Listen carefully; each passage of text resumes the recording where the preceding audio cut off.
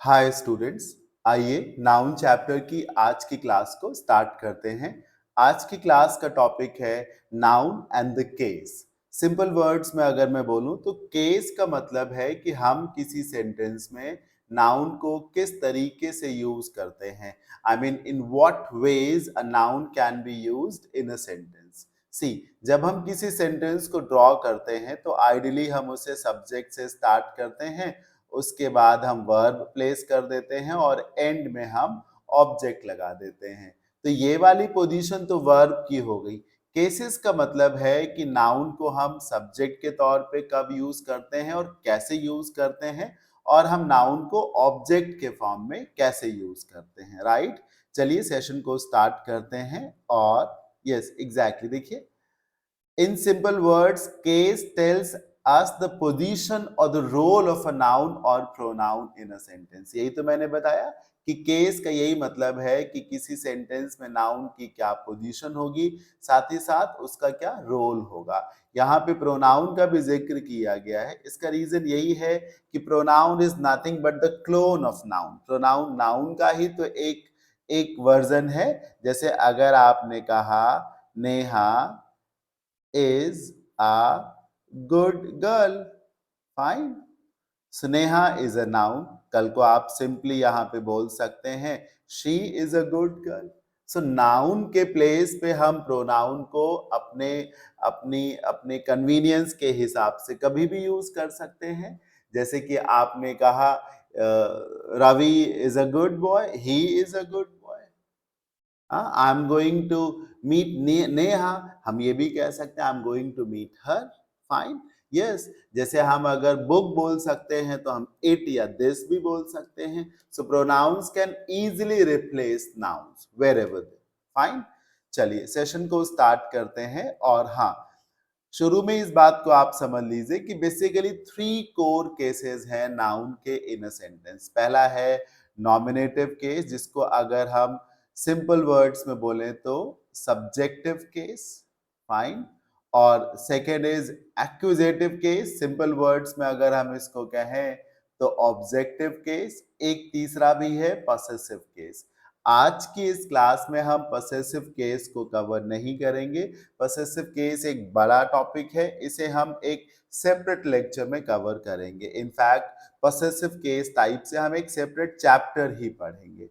Fine, सो हम आज की क्लास में नाउन का सब्जेक्टिव यानी नॉमिनेटिव केस कवर करेंगे और नाउन का ऑब्जेक्टिव या फिर एक्यूजेटिव केस को कवर करेंगे। Let's begin. जी, नॉमिनेटिव केस की अगर हम बात करें तो क्या है? Also known as the subjective case. This is the case of doer of a sentence. Doer का मतलब है one who performs an action in a sentence. Doer कौन है? एक्टर है किसी सेंटेंस का। सब्जेक्ट को हम अपने सेंटेंस का डूअर या फिर एक्टर ही तो बोलते हैं। नॉमिनेटिव केस में हम नाउन को एज अ सब्जेक्ट यूज करते हैं अपने सेंटेंस में। Have a look. The nominative case is used primarily in two ways. Main rule यही है, the subject of a verb. पढ़िए, the student reads a book. The student reads a book. See, read एक verb है, fine, और ये the student उसका subject है, और इनफैक्ट student doer है इस एक्शन का। एक्शन क्या है? Reading a book. और इस एक्शन को परफॉर्म कौन कर रहा? Student. So student is the doer of this action. और अगर डूअर को रिप्रेजेंट कर रहा है कोई नाउन, और अगर स्टूडेंट एक लड़की है तो शी भी लगा सकते हैं, लड़का है तो ही भी लगा सकते हैं।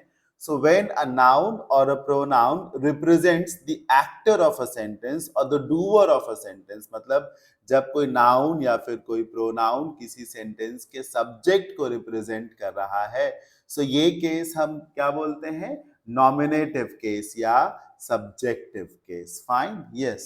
जैसे आप कहें robin runs a bakery shop. Robin runs a bakery shop. Robin is what? Doer of the sentence. तो ये नाउन है और यहाँ पर नॉमिनेटिव केस में यूज हुआ है। Fine, yes. रॉबिन ही तो वो बंदा है जो bakery shop which is an action उसको परफॉर्म कर रहा है। अच्छा, ये जो सब्जेक्ट ऑफ अ वर्ब यानी नॉमिनेटिव केस है, इसका एक दूसरा वर्जन भी है, हालांकि पॉपुलर वर्जन यही है, फिर भी है ये है प्रेडिकेटिव, प्रेडिकेट नॉमिनेटिव। क्या है इसमें देखिए, when a noun renames the subject after a linking verb. In fact, uh, when a noun represents the subject after a linking verb, or when a noun describes the subject after a linking verb. जैसे she is an artist. I'm telling you. is verb है, she is का subject है। she exactly क्या है? she exactly क्या है? she एक artist है। आर्टिस्ट अपने आप में एक नाउन है और ये किसको डिस्क्राइब कर रहा है? सेंटेंस के सब्जेक्ट को, या सेंटेंस का जो सब्जेक्ट है प्रोनाउन उसको रिप्रेजेंट कर रहा है। और अगर आप ना she लिखें तो नेहा लिख दें, Neha is an artist. Fine, तो जो नेहा है या फिर जो शी है जो कि सेंटेंस का सब्जेक्ट है, ये जो आर्टिस्ट है ये इसी सब्जेक्ट को डिफाइन कर रहा है, डिस्क्राइब कर रहा है, उसको रीनेम कर रहा है, उसकी आइडेंटिटी आपको बता रहा है। रीनेम करने का यही मतलब है कि उसकी वो आइडेंटिटी बता रहा है, डिफाइन कर रहा है, डिस्क्राइब कर रहा है। फाइन, किसी को ये नहीं लगना चाहिए when I said he is a teacher, so this sentence में टीचर ऑब्जेक्ट हो गया, क्योंकि आप ये सोच सकते हैं कि ही सब्जेक्ट है, इज वर्ब है तो आ टीचर ऑब्जेक्ट हो गया। नहीं, ये आ टीचर जो है बेसिकली प्रेडिकेट नॉमिनेटिव है सब्जेक्ट का, या कॉम्प्लीमेंट है इस सब्जेक्ट का। क्या है ये? कॉम्प्लीमेंट है। फाइन, यस, टीचर कोई दूसरा बंदा तो नहीं है ना, ही तो टीचर है। ही की आइडेंटिटी क्या है? दैट वो एक टीचर है।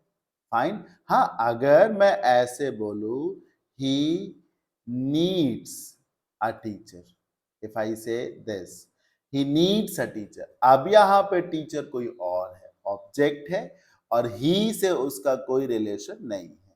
ही नीड्स अ टीचर का मतलब है उसको एक टीचर की नीड है, विच clearly means that he himself is not a teacher, वो खुद में टीचर नहीं है। टीचर तो कोई थर्ड पर्सन है, कोई दूसरा बंदा है। बट व्हेन यू से ही इज अ टीचर, या शी इज अ लॉयर, या या सुमित इज अ लॉयर, तो सुमित ही तो लॉयर है। I repeat, if I say Sumit is a lawyer, so what do you think? Sumit sentence का सब्जेक्ट हो गया। वन सेक,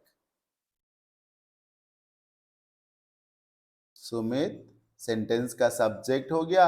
और आपको ये लगता है कि लॉयर ऑब्जेक्ट है? नहीं नहीं, लॉयर तो इस सब्जेक्ट का nominative, what I said, predicate nominative है, या इसका कॉम्प्लीमेंट आप इसे बोल सकते हैं। हाँ, लॉयर सुमित की आइडेंटिटी है, Sumit is nothing but a lawyer. Yes, but if I say Sumit has hired a lawyer, if I say this, Sumit has hired a lawyer, यहां पे सुमित कोई और है और लॉयर कोई और है। सुमित ने एक लॉयर हायर किया, सुमित खुद लॉयर नहीं है। फाइन, सो नॉमिनेटिव केस या सब्जेक्टिव केस की अगर हम बात करें तो बेसिकली सब्जेक्टिव केस में एक नाउन और कई बार प्रोनाउन जो है सब्जेक्ट के तौर पे एज सब्जेक्ट्स यूज होते हैं, और उसी का जो एक्सटेंडेड वर्जन है जिसमें वो कॉम्प्लीमेंट टू द सब्जेक्ट बोला जाता है, या प्रेडिकेट नॉमिनेटिव, या फिर कॉम्प्लीमेंट टू द सब्जेक्ट आप बोल सकते हैं। आप इसके नोट्स प्रॉपरली बना के चलेंगे। नेक्स्ट केस एक्विजेटिव केस यानी कि ऑब्जेक्टिव केस, और यहां पर एक्शन की बात होगी, एक्टर की नहीं, वो एक्शन जो परफॉर्म किया जा रहा है उसकी बात होगी। फाइन, यस, देखिए एक्विजेटिव केस के भी दो वर्जन है। वन से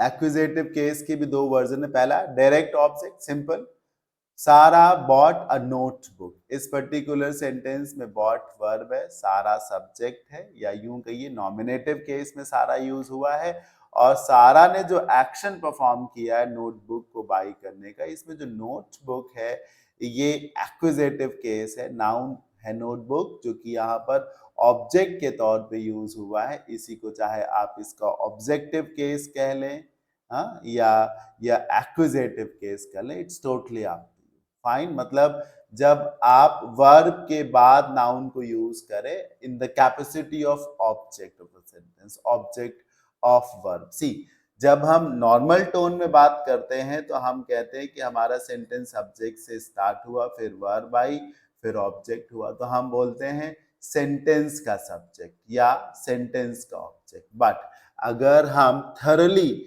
या बहुत ही प्रिसाइज होकर के बोले, then will never say sentence का सब्जेक्ट या सेंटेंस का object, then will say verb का सब्जेक्ट एंड वर्ब का ऑब्जेक्ट। यस, रियल टर्म्स में देखा जाए तो ये नहीं होता कि सेंटेंस का ये सब्जेक्ट है, सेंटेंस का ये ऑब्जेक्ट है ना। एग्जैक्ट लाइन है टू से subject of verb and object of verb. Fine, यही लिखा है, पढ़िए ना।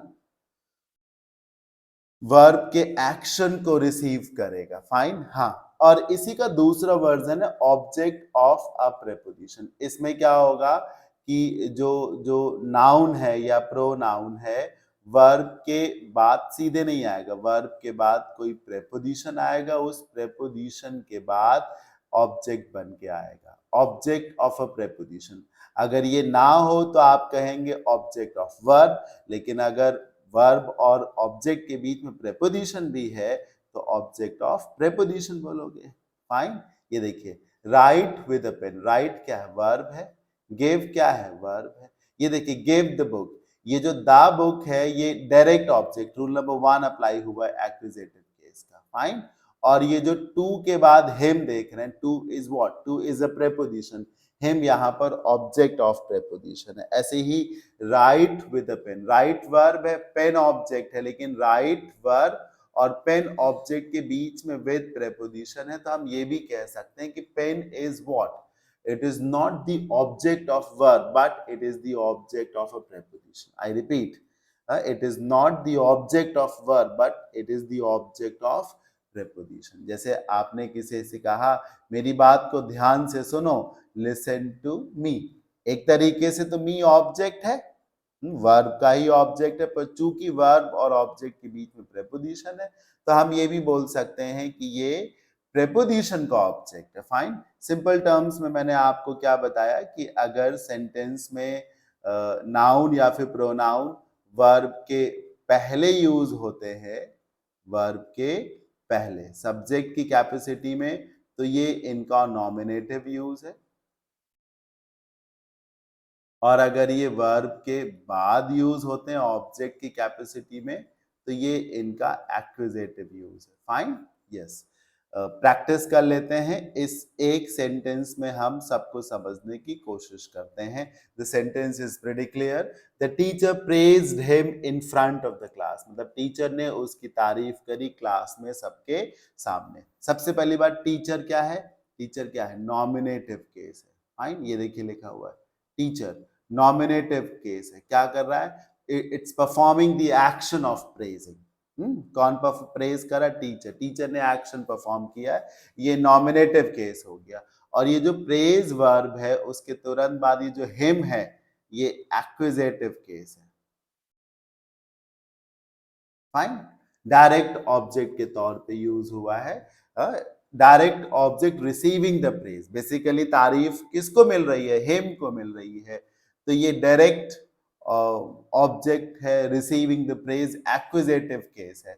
और क्लास भी सर एक्विजिटिव केस में है, यहां पर ये इन फ्रंट ऑफ एक प्रेपोजिशन है, उस प्रेपोजिशन के ऑब्जेक्ट के तौर पे है, पढ़िए ना, द क्लास भी एक्विजिटिव केस में है, but it is not the object of verb but it is the object of preposition of. Fine, yes, तो ये था आज का सेशन जिसमें मैंने आपको बहुत ही सिंपल वर्ड्स में, सिंपल वेज में ये बताया कि हम नाउन को या कभी कभी प्रोनाउन को किसी सेंटेंस में किस तरीके से यूज कर सकते हैं। तो क्या रूल था, as subject which means nominative case में, and second as object which means accusative case. There is a third case as well which is the possessive case. Possessive case को will cover in a separate lecture, so don't worry. Fine, आज की class को यहीं पर wind up करते हैं। मुझे उम्मीद है आपको सब कुछ समझ में आया होगा। कोई डाउट हो तो आप सीधे मुझसे कनेक्ट कर सकते हैं। Thank you.